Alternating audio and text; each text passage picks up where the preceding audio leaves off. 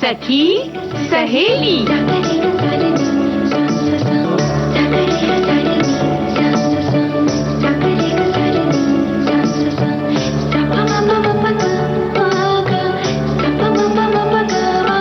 सखी सहेली।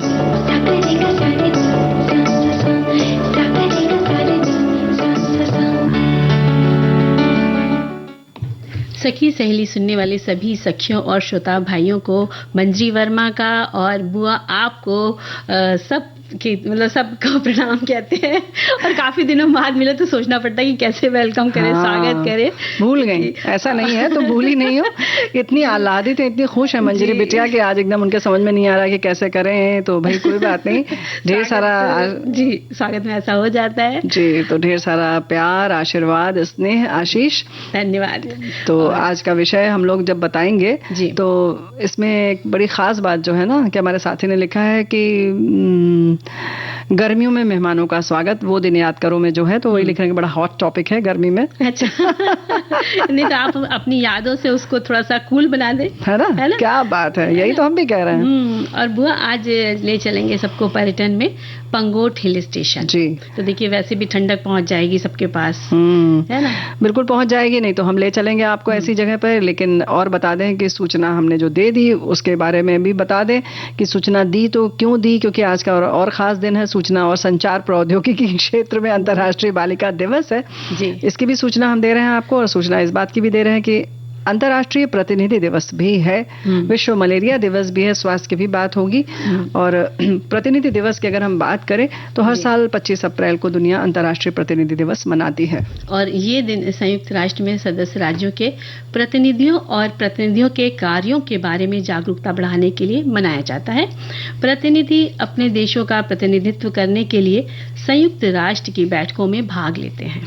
अंतर्राष्ट्रीय प्रतिनिधि दिवस जी हाँ, सैन फ्रांसिस्को में हुए सम्मेलन के पहले दिन की वर्षगांठ को चिन्हित करने के लिए मनाया जाता है। अंतर्राष्ट्रीय संगठन पर संयुक्त राष्ट्र के सम्मेलन के रूप में भी इसे जाना जाता है।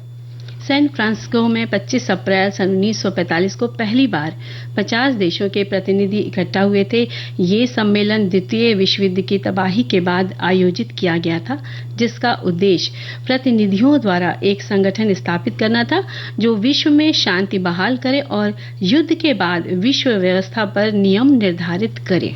जी हाँ, यूएन महासभा प्रस्ताव के जरिए संयुक्त राष्ट्र महासभा दुनिया भर में 25 अप्रैल को अंतर्राष्ट्रीय प्रतिनिधि दिवस के रूप में मनाए जाने के लिए घोषित किया गया। और प्रतिनिधियों की नियुक्ति उनके देशों द्वारा की जाती है, इसलिए वे जिस सरकार की सेवा करते हैं उसके हितों का पालन करते हैं। इस दिन के आयोजन दुनिया भर में शांति, सुरक्षा और समृद्धि को बढ़ावा देने के लिए किया जाता है और समर्पण और प्रतिबद्धता को मान्यता दी जाती है जी।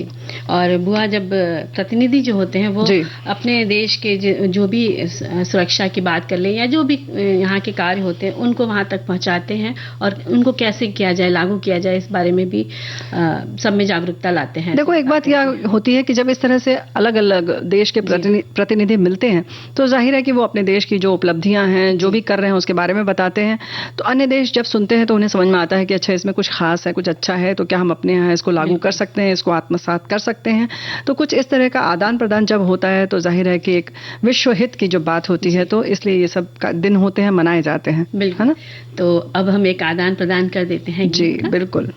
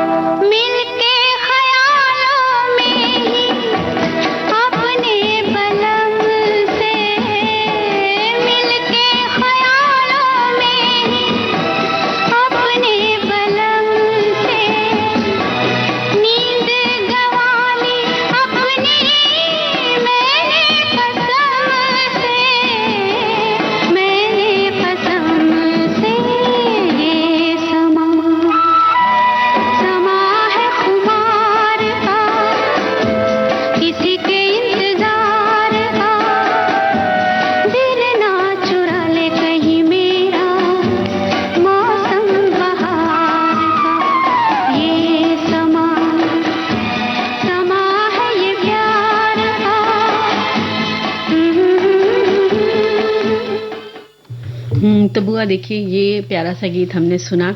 अच्छा, हमें तो लगा कि अब मेहमानों के स्वागत की बात हो गई, किसी के इंतजार का है तो चलो भाई ठीक है, मेहमानों का स्वागत कर लिया जाए।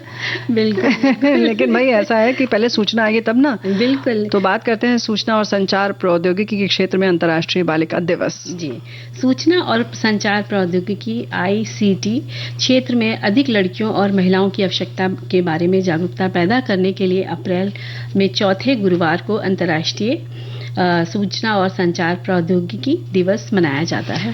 तो लगभग ये जानकारी हमारे बहुत सारे श्रोताओं ने दी है, थोड़ी सी भाषा अलग है या कुछ और है, लेकिन बिल्कुल ऐसी ही दी है। इसके तहत करियर तलाशने और आगे बढ़ाने के लिए युवा महिलाओं और लड़कियों को प्रोत्साहन मिलता है, वे सशक्त बनती हैं और इस क्षेत्र में अपनी भागीदारी देकर वो आगे बढ़ भी सकती हैं, उन्हें एक अवसर दिया जाता है।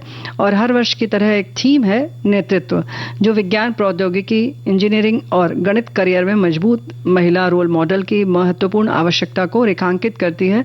आमतौर पर ये ऐसे क्षेत्र हैं जहां शुरुआत में तो हमारी बहनें आती ही नहीं थी, बेटियां नहीं आती थी, हम लोग भी नहीं आते थे, लेकिन अब तो काफी आ गई हैं। फिर भी अभी कहीं ना कहीं जो लक्ष्य है वो नहीं हम पा सके हैं, है ना? बिल्कुल।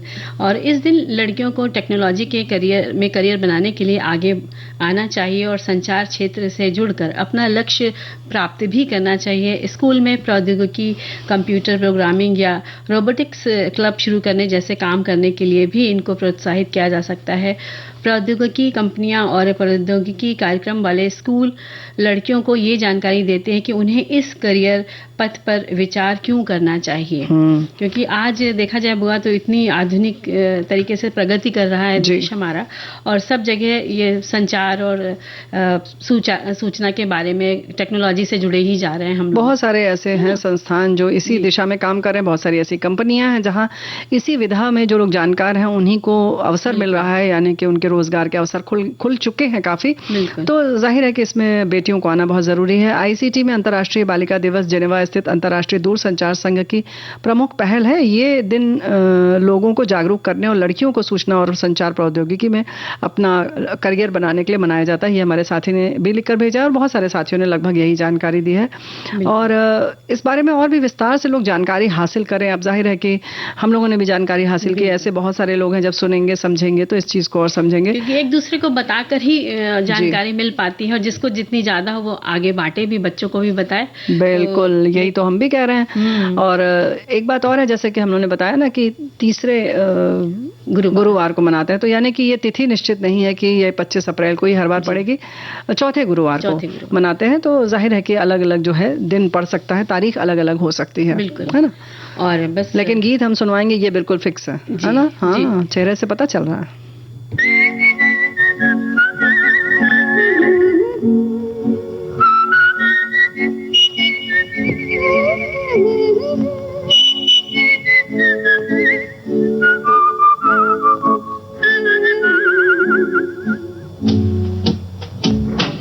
चांद जर्द जर्द है,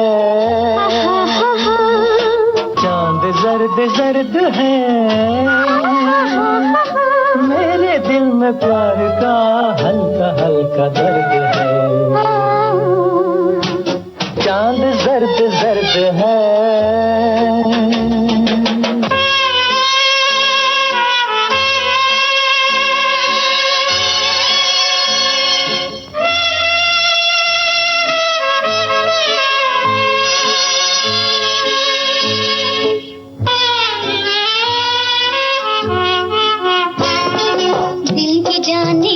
खुश नसीब हूँ, आज तेरे किस कदर करीब हूँ। दिल ही जाने कितनी खुश नसीब हूँ, आज तेरे किस कदर करीब हूँ। तू मेरा है, मैं तेरी नसीब हूँ, मैं नसीब हूँ, मैं नसीब हूँ। चांद जर्द जर्द है, चांद जर्द जर्द है, मेरे दिल में प्यार का मीठा मीठा दर्द है। चांद जर्द जर्द है,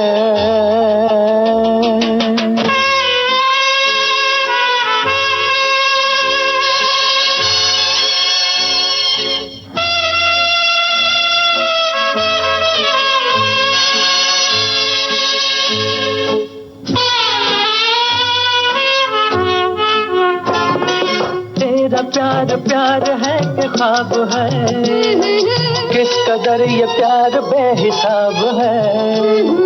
तेरा प्यार प्यार है कि ख्वाब है, किस कदर ये प्यार बेहिसाब है। तू मेरे सवाल का जवाब है, ओ जवाब है, ओ जवाब है। दर्द दर्द है, चांद दर्द दर्द है, मेरे दिल में प्यार का हल्का हल्का दर्द है। चांद दर्द दर्द है।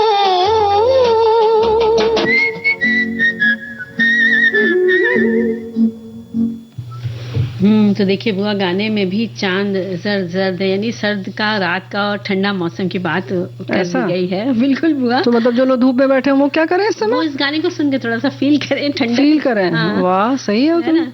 और तुम यहाँ पे धूप फील करो। नहीं, यहाँ कैसे स्टूडियो में कैसे धूप? अच्छा, वो धूप में सर्द सर्द महसूस कर ले, ये हम नहीं करेंगे, ये अच्छा है। मतलब पर उपदेश कुशल बहुत तेरे, बुआ दूसरे को तो कह दिया।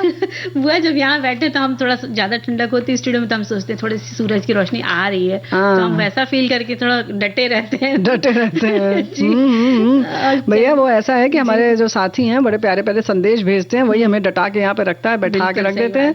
ये बात तो है, और इसीलिए हम उनके संग घूमने भी चलते हैं। तो आज कहाँ चल रहे हैं बताया था ना? सबको ले चलते हैं पंगोट हिल स्टेशन जी। और उत्तराखंड का छोटा सा हिल स्टेशन पंगोट है। नैनीताल से लगभग 13 किलोमीटर या पास हो, या जहाँ से जाएं तो आप थोड़ा सा दूरी बढ़ जाएगी, दूरी पर स्थित है। और प्रकृति के पहाड़ियों के खूबसूरत नज़ारों को देखने का मन है तो बस चल पड़िए इस जगह को देखने। और कुछ पल अगर एकांत में गुजारने का मन है तो भाई यहाँ पर आपको सब कुछ मनमोहक लगेगा और आनंद भी आ जाएगा। और दिल्ली से करीब इसकी दूरी है, 340 किलोमीटर के आसपास की है, और आप यहाँ का सफ़र तय कर सकते हैं। वीकेंड यहाँ पर आप एंजॉय कर सकते हैं। हाँ, यानी कि अगर 2 दिन भी है तो आप दिल्ली से भी जा सकते हैं, क्योंकि बस 350 किलोमीटर लगभग है। और पंगोट जो है हरी भरी वादियों में जो है यहाँ पर पक्षियों को देखना बहुत आकर्षित करता है। करीब 580 प्रजातियां यहाँ पर हर वर्ष आती हैं। तो जाहिर है कि जो पंछियों से प्यार करते हैं उनको बहुत अच्छा लगेगा। रास्ते में कई तरह की हिमालयी प्रजातियां देखने को मिल सकती हैं। ऐसे ही है लेमरगियर, हिमालयन ग्रिफॉन, गिद्धयाबाज प्रजाति होती है ये। ब्लू विंग्स मिलता है यहाँ पर, ब्लू विंग्ड मिनला। हाँ, छोटी सी चिड़िया जैसी जी, इसको शिवी कहते हैं। जी जी जी। और चित्तीदार और स्लेटी होती है। समर्थित फोर्क टेल, जिसको कीट भक्षी पक्षी भी कहते हैं, वो मिलता है यहाँ पर। रूफ और वेल्ड वुल पेकर होता है, बेल्ड वुल पेकर, और इस तरह से बहुत सारे होते हैं। तीतर वगैरह तो मिल ही जाते हैं, जो कि सामान्य तौर पर हमें वैसे भी देखने को मिल जाते हैं। रंग बिरंगे पक्षी जब भी देखते हैं तो बड़ा अच्छा लगता है। कितनी तरह तरह के उनके रंग होते हैं, आकृतियां होती हैं, और बोली भी बहुत बहुत अलग अलग होती है। तो यहाँ पर इन सब चीज़ों के आप मजे ले सकते हैं। और इसके अलावा कई तरह की 12मासी मौसमी लताएं वहाँ पर आपको देखने को मिलेंगी। वनस्पतियाँ हैं और जीवों के घर भी हैं, जिसमें आपको तेंदुआ, हिरन और सांभर आदि भी मिल जाएंगे। और बर्फ की जो ढकी चोटियों के नज़ारे होते हैं, और या आप वहाँ पर जो सनसेट होता है, समय होता है सनसेट का, वो भी आप देख सकते हैं। और यहाँ नैनीताल झील, नैनी पीक भी देख सकते हैं। लंबी पैदल यात्रा करके आपको यहाँ पर जाना पड़ेगा, और ट्रैकिंग भी कर सकते हैं। और जब अच्छी जगह जाते हैं तो फोटोग्राफी का तो फिर पूछे मत, उसके हाथ में मोबाइल रहता है, कैमरा रहता है, तो कर ही लेते हैं। बहुत मजा आता है। बिल्कुल सही बात है। पंगोट का प्रसिद्ध किलबरी पक्षी अभयारण्य है। यहाँ पर हरा भरा जंगल और प्रकृति के दृश्य बहुत मनमोहते हैं। यहाँ गुफाएं हैं, हिल्स हैं, जहाँ की यात्रा जो है वो बहुत रहस्य और रोमांचकारी होती हैं। चारों ओर ओक, बांस, देवदार के पेड़ हैं जो सुंदर दृश्य बनाते हैं। दुर्लभ पक्षियों के घर हैं, जैसे कि काले पतले बब्बलर और ग्रे वुड कॉपर्स हैं और वुड कॉकर्स हैं। यहाँ आकर्षक पहाड़ी, हरे भरे खेत और ग्रेट माउंटेन चोटियों के साथ ट्रैकिंग भी जो है यहाँ का, मतलब ऐसी जगह है कि यहाँ पर ट्रैकिंग बहुत मज़ेदार होती है। बिल्कुल बिल्कुल। और पंगोट तक जाने का रास्ता स्नो व्यू पॉइंट और किलबरी के मध्य से नीचे चीना पीक रेंज के जंगली इलाकों से होकर गुजरता है। और पक्षियों का प्रिय निवास स्थान है ये। और यहाँ के जंगलों में घने ओक, पाइन और रोडोडेंड्रॉन यानी गुलाब का फूल जैसा उसमें निकलता है, जस्ट लाइक, तो उसका गुलाब का पेड़ भी उसको बोलते हैं। और वृक्षों का यहाँ पर बहुत सारा भंडार है जिसे कहते हैं। और यहाँ नदियों को देखने का भी अपना सुकून है, क्योंकि साफ निर्मल जल दिखाई देता है, बड़ा अच्छा लगता है। और ऐसी जगह पे क्या होता है ना कि जो कि पर्यावरण साफ रहता है, प्रदूषण कम है, तो तारों भरी रातें होती हैं। यानी कि अगर आप लेट जाएं या बैठे के देखें तो खुला आकाश होगा और तारे खूब दिखाई देंगे। सर्द हवाएं जो आती जाती हैं बहुत सुकून देती हैं, एहसास कराती हैं। ऐसे में सभी लोग मजा लेते हैं कैंपिंग का, यानी कि परिवार और दोस्तों के संग बैठकर कैंप फायर करते हैं, तो उसका मजा ही अलग होता है ना। जैसे हम लोग यहाँ शहरों में रहते तो खुला आसमान और तारे देखना बड़ा मुश्किल हो जाता है। बिल्कुल। जब कभी उस तरफ जाते हैं ना, तो वो जब खुला आकाश में लाखों तारे दिखते हैं ना, असंख्य तारे जिसे कह लो, तो बहुत मजा आता है। और इसके साथ ही नैनीताल झील या नैनी लेक को उत्तराखंड का गहना भी माना जाता है।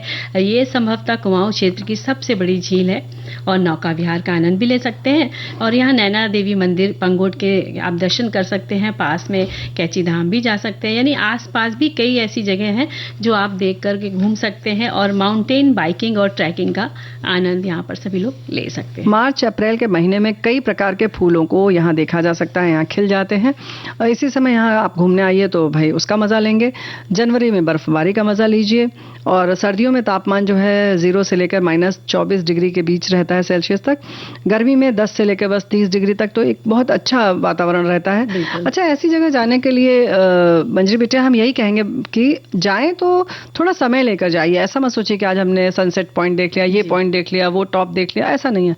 आप जहां जाएं तो थोड़ी देर रहें, जहां आप रुक सकते हैं तो 2 दिन रहें, क्योंकि ये प्रकृति के नज़ारे जो है एक एक पल पल में अपना जो है स्वरूप बदलते हैं। तो उनका हर रूप है, आप मजा लीजिए, उसको देखिए। वैसे तो कितने भी दिन रहिए कम है, लेकिन हाँ, कम से कम 1-2 दिन तो आप पूरा बैठिए, केवल अपने बैठे हुए हैं और शॉल ओढ़ लीजिए और फिर मजे लीजिए उसके। जब वहां पर हवाएं आती हैं पहाड़ियों से, जैसे लगेगा बादल आके आपके मुंह को छू के चला गया, ऐसा एहसास, उसका मजा लीजिए। हाँ, बिल्कुल सही बात। ऐसा नहीं कि हम गए और देख लिया, ये बादल वगैरह भी दिखते हैं, लेकिन अभी पता लगा हम किसी उसमें हैं, रोपवे वगैरह पे है तो दिख रहा है बादल है, फिर भाग भाग के अच्छा चलो अब ये टैक्सी पे चलना है, फिर वहां पहुंच गए, फिर होटल पहुंच गए या कहीं घूमने चले गए, ठहर के खूब मजा लीजिए, मजा लीजिए। और बस यहाँ जाने के लिए जैसे हर जगह सुविधाएं होती है, बस होती है, टैक्सी होती है, हवाई जहाज से भी आप जा सकते हैं। पंतनगर एयरपोर्ट जो है वो वहाँ से पास पड़ता है।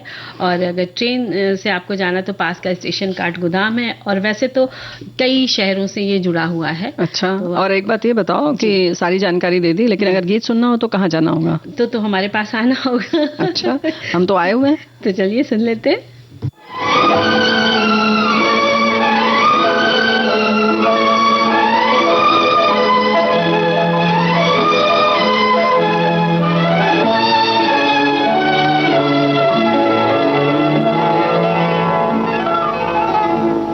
तुझे प्यार करते हैं करते रहेंगे कि दिल बन के दिल में धड़कते रहेंगे। तुझे प्यार करते हैं करते रहेंगे कि दिल बन के दिल में धड़कते रहेंगे।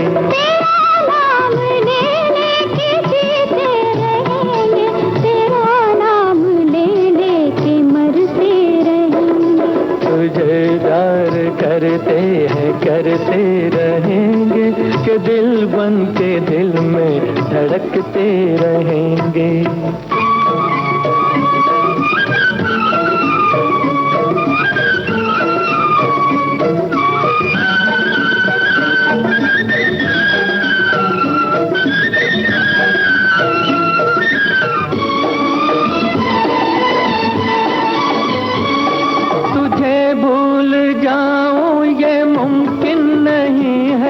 कहीं भी रहूं मेरा दिल तो यही है। तुझे भूल जाऊं ये मुमकिन नहीं है। कहीं भी रहूं मेरा दिल तो यही है। घटे चांद लेकिन मुझे गम न होगा। तेरा प्यार दिल से कभी कम न होगा। गुजरने को ये दिन गुजरते रहेंगे कि दिल बन के दिल में धड़कते रहेंगे।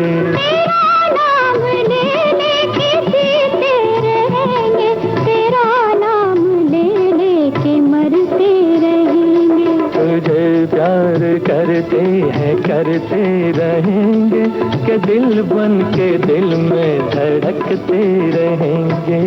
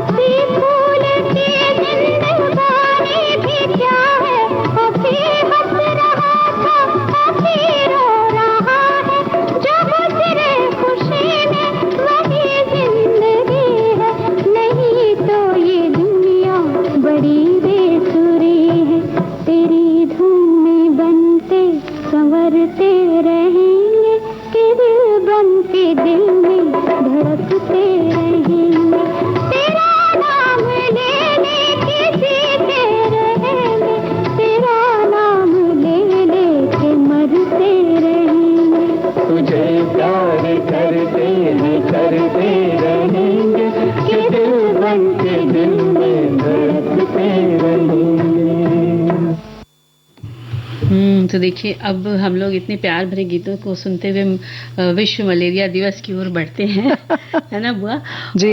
जिसके बारे में संदेश में हमें लिखकर भेजा है कि विश्व मलेरिया दिवस प्रत्येक वर्ष 25 अप्रैल को मनाया जाता है। ये दिन इस बात के लिए भी पहचाना जाता है कि मलेरिया के नियंत्रण हेतु किस प्रकार के वैश्विक प्रयास किए जा रहे हैं। मच्छरों के कारण फैलने वाली इस बीमारी में हर साल कई लाख लोग जान गंवा देते हैं। और जबकि बहुत छोटी सी चीज है, थोड़ी सी सावधानी रखनी चाहिए जी। पहली बार 2008 को ये मनाया गया दिवस और बहुत सारे लोगों के लिए जान का खतरा होता है, ये तो समझ ही रहे हैं, लेकिन वाकई लगता नहीं है कि अरे ये मच्छर काट गया तो ऐसे जान भी चली जाएगी, है ना।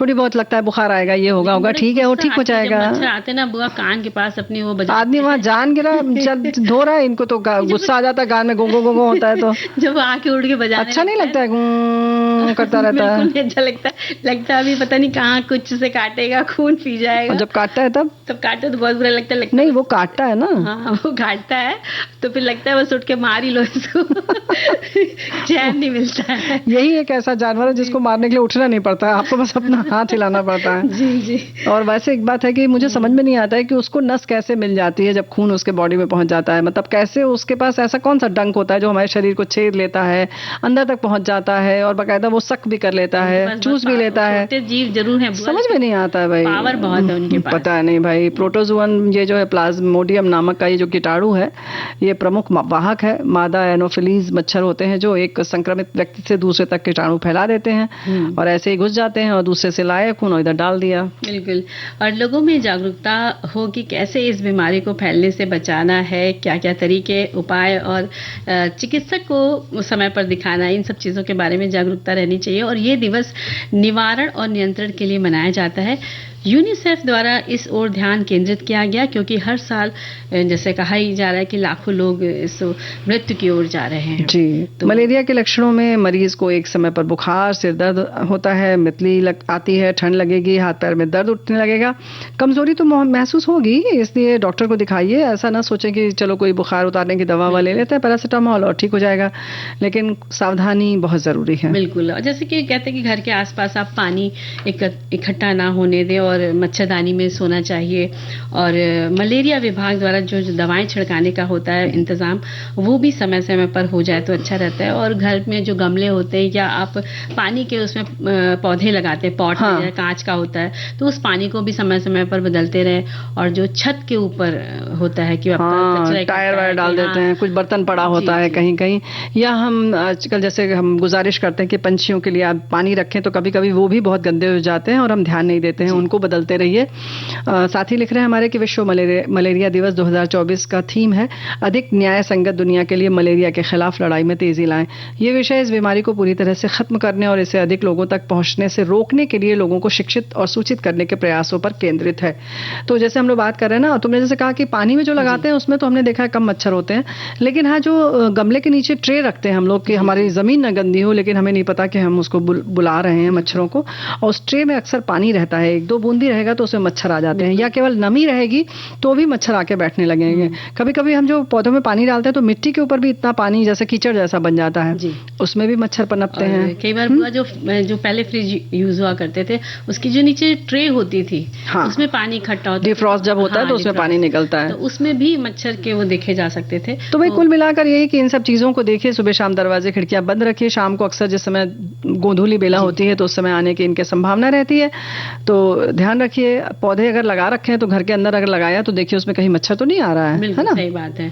और इसी के साथ साथ जो यानी कि जब हम इस तरह की सफाई करते हैं तो मच्छर के प्रजनन के स्थान होते हैं वो हम खत्म कर देते हैं, तो वो बहुत जरूरी, क्योंकि ठहरे हुए पानी में ही लार्वा उसके पनपते हैं, तो वहां पर दवाओं का छिड़काव करना चाहिए। पोषक चीजें जो है पोषण से भरपूर खाना लें, और गहरे रंग पर ये ज्यादा आते हैं तो कोशिश करें कि आप हल्के रंग के कपड़े पहने। जब आप अगर जैसे मान लीजिए आपको शाम को पौधों के पास बैठना है, पेड़ पौधों के पास आप टहलने जा रहे हैं, तो पूरे बाह के कपड़े पहनिए, है ना? गर्मी है तो हम अक्सर ये सोचते हैं, लेकिन पूरे बाह के कपड़े पहनिए, नहीं तो एक सूती दुपट्टा आप लपेट लीजिए, और जो बहुत सारे मच्छर के लिए जो दवाएं आती हैं उनका प्रयोग कर सकते हैं, लोशन आदि लगा सकते हैं, सरसों का तेल भी लगा सकते हैं, अगरबत्ती आदि जलाकर बैठिए। यानी अपनी सुरक्षा आपके हाथ में, इस बात का ख्याल रखिए। और हमारे हाथ में एक ब्रेक लेना।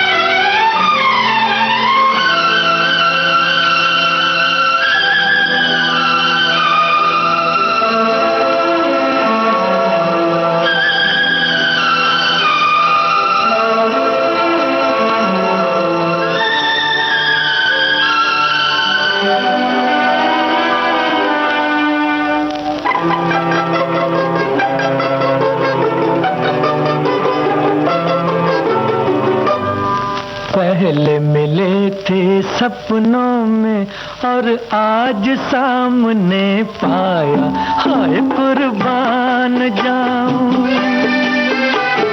पहले मिले थे सपनों में और आज सामने पाया, हाय कुर्बान जाऊं।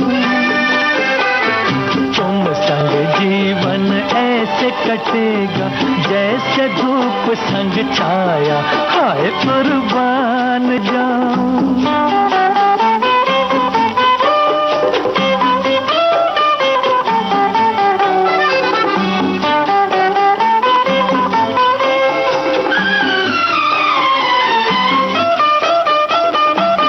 सांवली हसीना दिल मेरा तूने छीना, मदहोश मंजिलों पर तूने सिखाया जीना।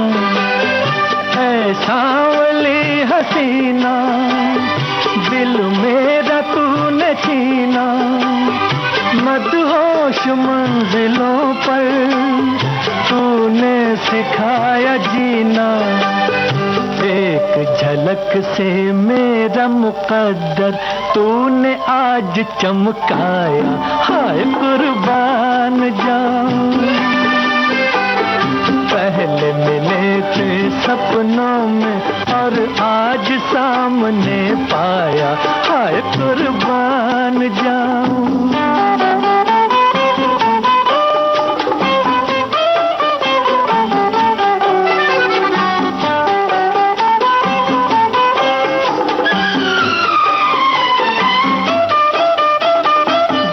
झूम के चलो तुम हो जाने जिंदगानी, पत्थर का भी कलेजा हो जाए पानी पानी। गर झूम के चलो तुम हो जाने जिंदगानी, पत्थर का भी कलेजा हो जाए पानी पानी, गोरे बदन पर काला आंचल और रंग ले आया, हाय कुर्बान जाऊं। पहले मिले थे सपनों में और आज सामने पाया, हाय कुर्बान जाऊं। तो देखिए फिर हम लोग आ गए हैं, गाना सुनते सुनते पास में आ गए। अच्छा, सभी के, हमें लगा कहीं और चली गई थी। नहीं देखिए हम लोग सभी के रेडियो सेट में, क्योंकि देखो मौजूद है। हाँ, एक तो ऐसा है ना, क्योंकि अभी किसी ने हम पढ़ रहे थे कि गड्ढे नाले की सफाई होनी चाहिए, तो मिला हम लोग कहीं वहां तो नहीं चले गए। सफाई करने, वो भी अच्छा काम है वो। नहीं, साफ रहेगा तो गिर जाएंगे उसमें जी। गड्ढे नालों की सफाई होती रहनी चाहिए। हमारे साथी लिख रहे हैं खिड़की दरवाजे जालीदार होना चाहिए, समय समय पर कीटनाशक दवा का छिड़काव होता रहना चाहिए, कोई भी खाने का सामान खुला न रखें। तो इन सब चीजों का ख्याल रखना बहुत जरूरी है। बिल्कुल, और इसके साथ ये भी देखना है कि जो घर की जो दीवारें होती हैं जी, उनको हल्के रंग की अगर हम करते हैं तो फिर कोई भी अगर मच्छर बैठता है तो तुरंत दिख जाता है, तो उसका भी ध्यान रखें। ऐसा कई बार बहुत गहरे रंग की करा देते तो जब उसमें बैठते हैं ना, हाँ ना, अंधेरा अंधेरा हो जाता है तो वो छुप के अंधेरों की जगहों पे बैठ जाते हैं। अच्छा, हमारे साथी ने एक बड़ी प्यारी बात कही है, जो हम लोग का जो परंपरा है वो वाकई बहुत समृद्ध रही है। घर के आंगन में तुलसी का पौधा लगाना चाहिए, तो इससे भी मच्छर दूर रहेंगे। एक गमले में आपके घर में कमरे के अंदर अगर धूप भी आ रही है तो उस खिड़की पर भी रख लीजिए, 2-3 लगा लीजिए, एक की क्या बात है ना। 2-3 लगा सकते हैं जी। और छोटे छोटे उपाय भी कर सकते हैं बुआ, जैसे प्याज और लहसुन का छिलका होता है, हाँ, इसको भी आप थोड़ी सी धुनी जैसा जला दें उसमें, तो मच्छर उससे भी भागते हैं। और नीम की पत्ती भी अगर सूखी डाल दें तो भी वो मच्छर भागने लग जाते हैं जी। तो ये है जो चीजें अपनाई जाती हैं, तो ध्यान रखिए कि मच्छरदानी लगाकर सोएं, ज्यादा सही है, क्योंकि धुएं वाली चीज जो होती हैं जो मच्छर भगाने के लिए हम लोग यूज करते हैं, तो वो नहीं करना चाहिए। बिल्कुल सही बात है। वैसे हमारे एक साथी ने थोड़ी इससे हट कर बात साझा की है। गर्मी में ज्यादा घटना अगलगी की भी होती है, आग लगी की भी, मतलब उनका कहना है। मेहमान जब दोपहर में किसी ग्रामीण इलाकों में आते हैं और उनके स्वागत के लिए गांव में आज भी लोग चूल्हे पर जलावन के माध्यम से चाय या नाश्ता तैयार करने लगते हैं, जिस कारण से आग की चिंगारी उड़कर फूस के घरों को समाप्त कर देती है, जिससे व्यापक नुकसान होता है। देहात में सबसे ज्यादा घटना इस कारण भी होती है। इसलिए मेहमान को चाहिए कि जब भी गर्मियों में गाँवों में देहात में जाए तो सिर्फ पानी पीकर ही चले जाएं। अच्छा, इसलिए इन्होंने लिखा था। हाँ, हमने तो कहा विषय से हट कर, लेकिन अच्छा ये मेहमानों का स्वागत जो तुमने कहा है ना, तो हमारे साथी ने पहले ही बता दिया कि भाई ज्यादा कुछ आप न समझे, न उम्मीद करें, बल्कि पानी पिए और निकल लें। वैसे बुआ उन दिनों बहुत अच्छा संदेश लिखा है, यादें तो यादें होती है। बुआ उन दिनों जब गर्मियों में मेहमान आने को होते थे तो घर में एकदम चिट्ठी एक तो पहले आ जाती थी कि भाई फला आ रहे हैं, फिर थोड़े दिन बाद 2 दिन बाद ही पोस्टमैन जो डाकिया अंकल थे वो फिर डाल जाते थे, तो उसमें देखा फिर एक चिट्ठी निकल आई थी, फलाने भी आ रहे हैं। तो अब घर में जो महिलाएं, मुख्य महिलाएं होती थी, दादी नानी वगैरह, उन सब में खलबली मच जाती थी कि भाई अब क्या क्या करना है, कैसे इंतजाम करना है। और जो बुजुर्ग होते थे तो उस समय बड़ा मतलब कहते बचत कर करके काम किया जाता था घरों में, तो वो बेचारे परेशान हो जाते थे कि अरे भाई आ भी रहे हैं, अब इनके इतना इंतजाम करना है, तो बजट भी गड़बड़ाता था। इसलिए गड़बड़ाता था। देखो एक बात और है कि लोग बहुत साल में एक बार या 2 साल में एक बार, 10 साल में एक बार आते थे, तो उनका लेन देन बहुत मतलब होता था, विस्तार से होता था सब कुछ। बिल्कुल, विदाई भी बहुत कायदे से होता था। लेकिन जब वो आने को होते थे तो बच्चों में बड़ा उत्साह होता था, जब उन्हें पता चलता था कि मामा आ रहे हैं, मौसी या चाची, दादी, नाना जो भी आ रहे हैं, तो बच्चे बड़े खुश होते थे और पूछते थे कि भाई उनके साथ कितने लोग हैं जी। बच्चे, उनको पता चल जाए बच्चे हैं कि नहीं है। अगर बच्चे हैं तो फिर बच्चों को बड़ा मजा आता है। देखो बच्चे तो अपने हिसाब से सोचते हैं, और हमारे साथियों ने जो बातें साझा की हैं उसमें शुरुआत में लिख रहे हैं, मतलब बहुत सारे साथियों ने अलग अलग बातें लिखी हैं। लिख रहे हैं कि गर्मी में के दिनों में हम बच्चों की ड्यूटी लगती थी, कोयले की अंगीठी पर रोटी बनती थी, जो भी रोटी बनाएगी उन्हें ताड़ के हाथ वाले पंखे से हम हवा करते थे, उन्हें गर्मी न लगे। तो ऐसा भी होता था कि जब मेहमान आते थे तो घर के अंदर की जो ये व्यवस्था होती थी खान पान की, वो भी होती थी ऐसी, बिल्कुल है ना। और मेहमानों के लिए एक अलग से चारपाई वगैरह बिछा दी जाती थी आंगन में, पानी वानी डाल के, या कोई ऐसा कमरा होता था जहाँ पे ज्यादा ठंडक हो तो वो उनके लिए रख दिया जाता था, खाली कर दिया जाता था, और उनकी चारपाई पे बढ़िया सफेद चादर या जो भी चादर होती थी वो बिछा के, और पंखे पंखे, हाथ वाले पंखे जरूर रख दिए जाते थे और साथ में किनारे कोने में घड़ा या सुराही और स्टील का गिलास या लोटा, इस तरह की चीजें रख दी जाती थी पानी के लिए। भाई तुम सिर्फ जो ख्याली पुलाव है, जो अपनी अपनी बातें बता रही हो, हमारे साथियों ने जो बताया है लगभग वही सब बातें हैं। जी, तो इनकी बात हैं। लिखते हैं, गर्मी में मेहमानों का स्वागत हाथ का पंखा झलकर और नींबू की शिकंजी से होता था। क्या बात तो है। नींबू की शिकंजी जो होती थी वो बड़ी खास थी। उससे पहले तो गुड़ और पानी ही दिया जाता था। जी, और देखिए एक संदेश में लिखते हैं कि गर्मियों में मेहमानों के स्वागत के विषय पर पुरानी यादें आ गई। मेरे बचपन के दिनों में मेरे घर में फ्रिज नहीं हुआ करता था। उस समय अगर दोपहर या शाम के समय कोई मेहमान आ जाता तो उसका पहला स्वागत घड़े के ठंडे पानी से किया जाता और फिर उसी घड़े के ठंडे पानी से नींबू और शक्कर का शरबत तैयार किया जाता था। घर के बगीचे में ही नींबू का पेड़ था तो पर्याप्त नींबू रहते। माँ पानी में पहले शक्कर डालती, फिर एक बर्तन से दूसरे बर्तन में आपस में कई बार पलटती रहती और जब शक्कर घुल जाती तो उसमें नींबू को छन्नी में से निचोड़कर फिर एक दो बार पलटती, फिर मेहमानों को सर्व करती। वो स्वाद आज के कोल्ड ड्रिंक्स में नहीं है। अभी तो भी उस तरह से शरबत पीता हूँ, पिलाता भी हूँ। ये बात बिल्कुल सही है। पहले सच बात है कि चम्मच नहीं होती थी, बहुत कम होती थी और लोग ऐसे मुट्ठी से डाल देते थे और ऐसे ही एक दूसरे में डाल डाल के, जैसे दूध में फेन उठाते हैं ना, वैसे ही एक दूसरे में डाल डाल के और उसको घोल दिया जाता था। गर्मी की छुट्टियों में 2 महीने के लिए छुट्टियां होती थी। तब हम लोगों को कोई घर के काम नहीं दिया जाता था, जैसे कोई प्रोजेक्ट नहीं बनने को दिया जाता था। बुआओं के बच्चे आते थे, हम लोग बहुत उत्साहित रहते थे। कोई चिंता नहीं थी कि कितने लोग आ रहे हैं, सब उसी घर में एडजस्ट हो जाते थे। हालांकि आज की तरह एसी हर कमरे में नहीं लगते थे, फिर भी सब 2 महीने कैसे कट जाते थे पता ही नहीं चलता था। आंगन छतों पर चारपाइयां बिछ जाती थी रात को। कभी कभी कूलर खस की टट्टी वाले भी होते थे, हर थोड़ी देर में पानी पलटा जाता था। खरबूजा, आम, फालसे, बेल का शरबत, लीची बहुत भर भर कर आती थी। बड़ा घर, बड़ा परिवार, कौन कहाँ एडजस्ट हो जाते थे पता ही नहीं चलता था।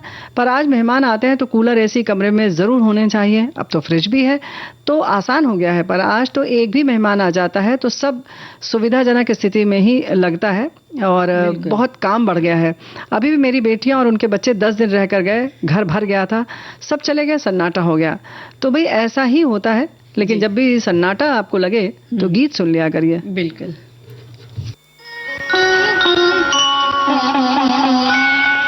फिर आने लगा याद वही प्यार का आलम, इनकार का आलम, कभी इकरार का आलम। फिर आने लगा याद वही प्यार का आलम,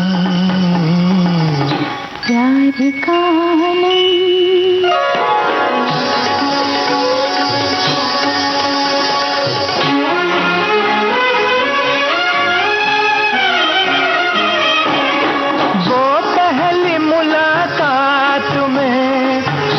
पहली मुलाकात में, वो पहली मुलाकात में रंगीन इशारे, फिर बातों ही बातों में वो तकरार का आलम। फिर आने लगा याद वही प्यार का आलम, प्यार का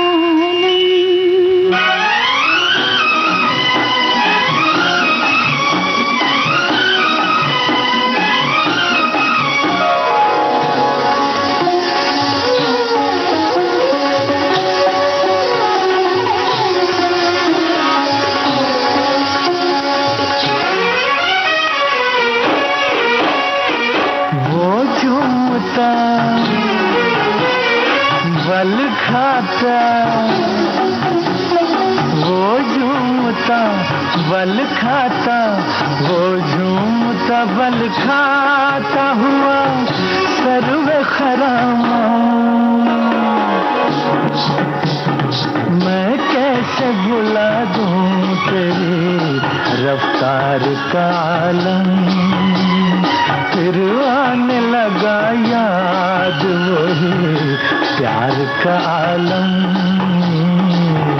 प्यार का आलम।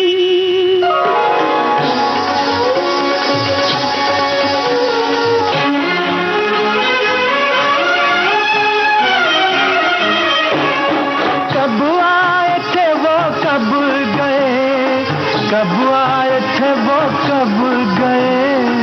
कब आए थे वो कब गए कुछ याद नहीं है,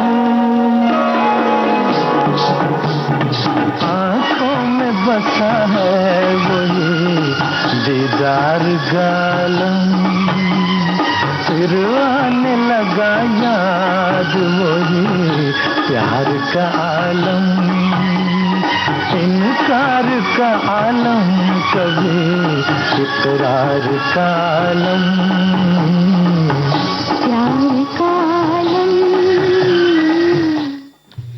तो देखिए तो आलम तो है ऐसे मस्ती भरा होता था, लेकिन हाँ यह है कि लगभग सबने यही कहा है कि फ्रिज नहीं होता था फिर भी मजा बहुत आता था उस समय। ऐसे शरबत में महसूस भी नहीं होता था कि फ्रिज नहीं है ना। बिल्कुल बिल्कुल। और बुआ जब आम आते थे जी। तो ऐसी बाल्टी में पानी में भर दिए जाते थे और मेहमान के आगे पूरी मतलब एक आंगन में या कमरे में बीच में बाल्टियां रख दी गई और सब लोग जिसको जितना मन है अपना खाओ आम। तो बड़ा मजा आता था, वो दिन भी याद है। मेहमान बड़े चाव से खाते थे कि भाई उनकी खातिरदारी। आज भी खाते हैं चाव से। हाँ, रखो तो तुम बाल्टी में रखती नहीं हो, एक एक दो दो रखोगी तो क्या होगा, आदमी चक चक के खाएगा तो आपको छील के काट के रखना पड़ता उस है। समय तो बाल्टी में रखो, बुलाओ हमको, देखो फिर कैसे खाते हैं मजे से। फिर से रखना ही पड़ेगा तो बुआ। अच्छा बुआ भी कह रही, मेहमान भी बता रही हैं सही हो तुम, सही हो। देखिए अब क्या बोले। चलिए हम संदेश पढ़ लेते हैं कि हमारे साथ ही यही लिखा गया है कि हमारे घर के मेहमान बड़े संस्कारी हुआ करते थे, ज्यादातर 2 बजे के बाद ही आया करते थे और शहर में रहते थे तो ज्यादा कोई प्रॉब्लम भी नहीं थी। या तो गन्ने का रस या दही की लस्सी ज्यादातर पीते, खाने का ज्यादा में लोग नहीं करते थे। ज्यादा करना है तो दाल चावल और रायता दो बस। बिल्कुल अच्छी बात है, इस गर्मी में यही होना चाहिए। बिल्कुल। और लेख लिखते हैं कि गर्मियों में जोरदार स्वागत करते हैं तभी तो नंदे बहू बेटे बेटी दामाद को साथ लेकर आएंगे। गर्मियों के ये 2 माह कहाँ निकल जाएंगे पता नहीं चलेगा।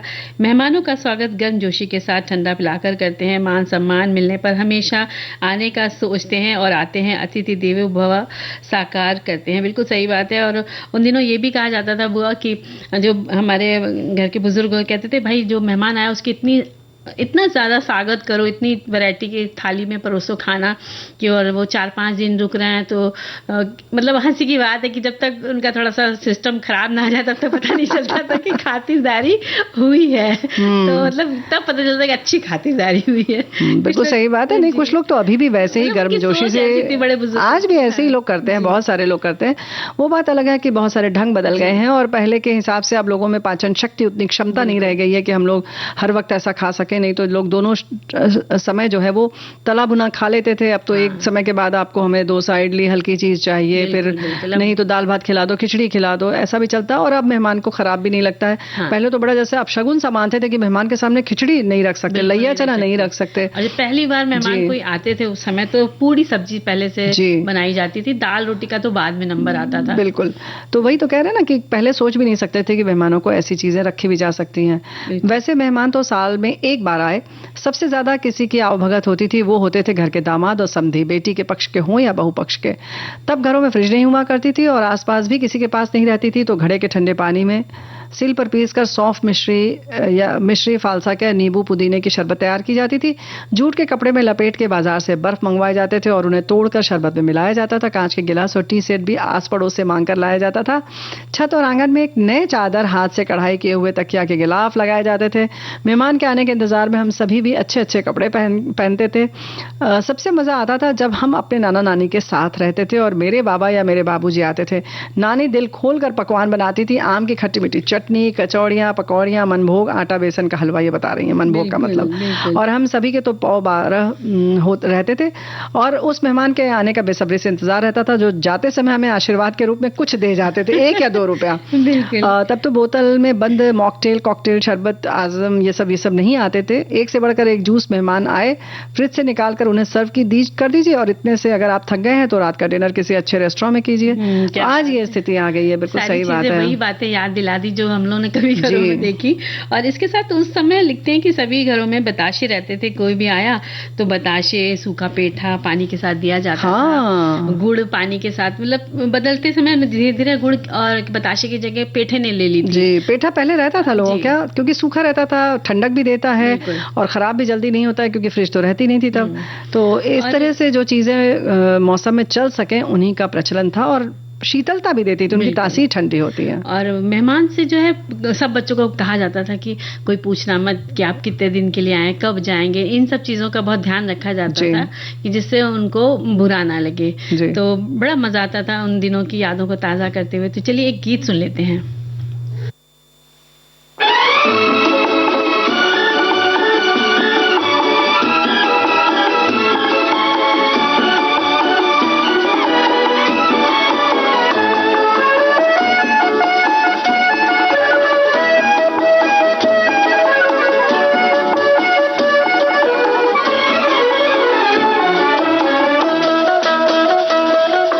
जब से तुम्हें देखा है आंखों में तुम ही तुम हो, जब से तुम्हें देखा है आंखों में तुम ही तुम हो। हम भी यही कहते हैं सांसों में तुम ही तुम हो, जब से तुम्हें देखा है आंखों में तुम ही तुम हो।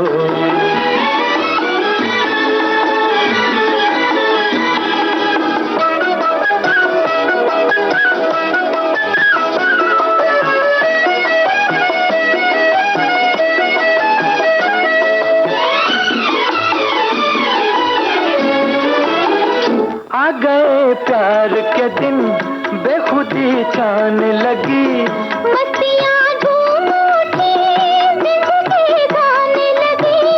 आ गए प्यार के दिन बेखुदी छाने लगी, मस्तियाँ झूम उठी जिंदगी गाने लगी, जिंदगी गाने लगी।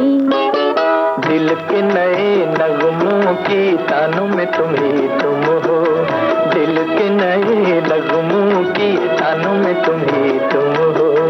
हम भी यही कहते हैं सांसों में तुम ही तुम हो, जब से तुम्हें देखा है आंखों में तुम ही तुम हो।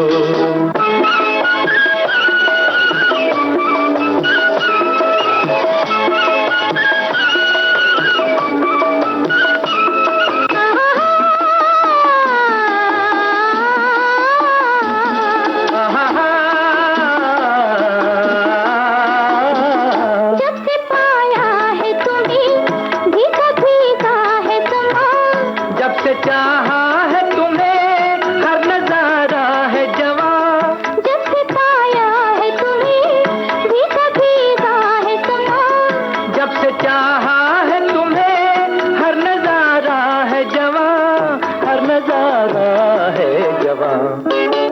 दिल में तुम ही रहते हो, यादों में तुम ही तुम हो, दिल में तुम ही रहते हो, यादों में तुम ही तुम हो। हम भी यही कहते हैं सांसों में तुम ही तुम हो, जब से तुम्हें देखा है आंखों में तुम ही तुम हो।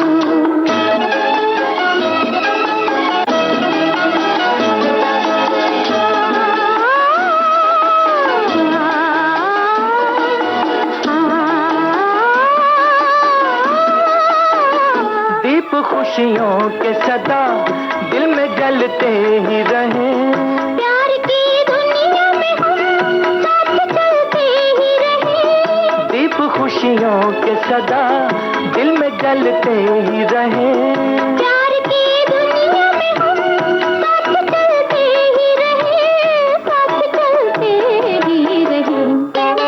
क्यों न मिले मंजिल जब राहों में तुम ही तुम हो, क्यों न मिले मंजिल जब राहों में तुम ही तुम हो। हम भी यही कहते हैं सांसों में तुम ही तुम हो। तो देखिए कितनी सारी यादें सबकी ताजा हो गई जी हैं। बिल्कुल ताजा हो और गई। बुआ एक लिखते हैं कि हमारे घर में मेहमान ज्यादातर गर्मियों की छुट्टियों में आया करते थे और शादियां भी ज्यादातर गर्मियों में हुआ करती थी। गर्मियों में कहीं भी बैठो उठो खाओ पियो ना तो कोई प्रॉब्लम होती थी, मतलब मजा आता था। यानी कि हाँ, मतलब ये निश्चिंती रहती है ना, जैसे ओढ़ने बिछाने सबके लिए नहीं चाहिए। कभी लोग जमीन में बस तकिया लिया लेट गए, नहीं तो ऐसे ही हाथ के सहारे तकिया बना लिया और लेट गए, जैसे कि ट्रेन में लेटते हैं, सर के नीचे अपना हाथ मोड़ के लगाया और लेटे हुए और कई हैं। बार बल्कि जमीन जो है ठंडी लगती है, बिस्तर दो भी तो लोग कहते हैं नहीं नहीं नहीं, हमें चटाई भी नहीं चाहिए, हमें जमीन में ही सोना अच्छा लगता है। और वाकई में जमीन में सोना तो बहुत ही अच्छा लगता है। हाँ, लेकिन ये टाइल्स वाली नहीं, वो जो सीमेंट वाली जमीन होती थी उसका मजा होता था। सीमेंट या कच्ची जो होती थी जमीन है उस पे अच्छा लगता था। और एक लिखते हैं, पहले मेहमान आते थे तो अच्छे से स्वागत होता था, खूब अच्छा खाना बनता था, बहुत सारी बातें कहते सुनते थे, पड़ोसी भी अपने घर ले जाते थे, चाय पानी पिलाते थे, रात को देर तक बातें होती थी। दो दिन तो कम से कम रुकते थे और जब जाते तो सारा घर उनको बाहर तक छोड़ने जाता था।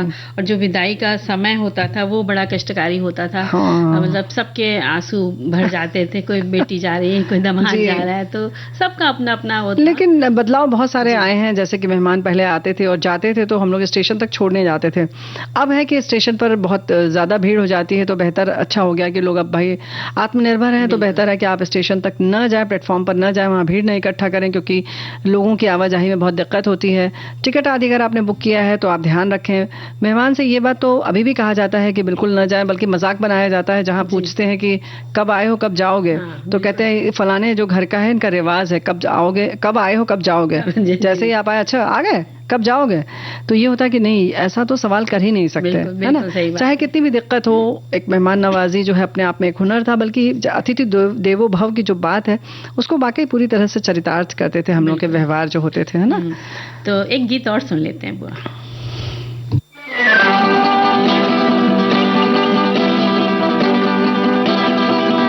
100 साल पहले मुझे तुमसे प्यार था, मुझे तुमसे प्यार था, आज भी है और कल भी रहेगा। सदियों से तुझसे मिलने जिया बेकरार था, जिया बेकरार था, आज भी है और कल भी रहेगा। 100 साल पहले मुझे तुमसे प्यार था, मुझे तुमसे प्यार था, आज भी है और कल भी रहेगा।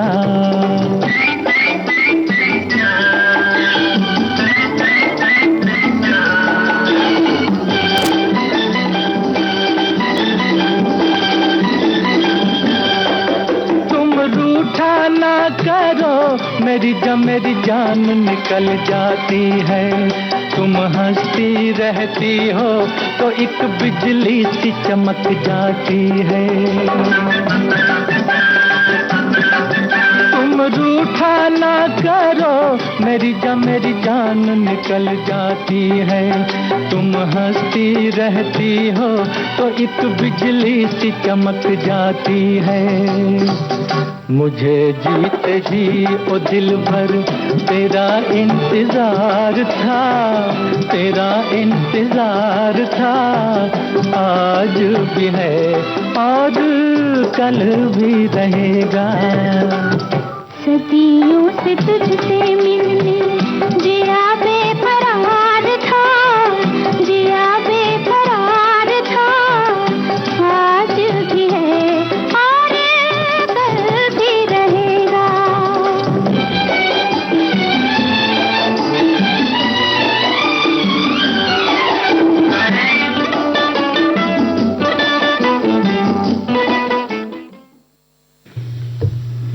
तो देखिए सभी से बहुत सारी यादें हम लोगों ने साझा करी, सबने साझा करी। तो बुआ अब चलने का समय हो गया, तो सभी से लेते हैं विदा। सभी को मंजरी वर्मा और बुआ का नमस्कार।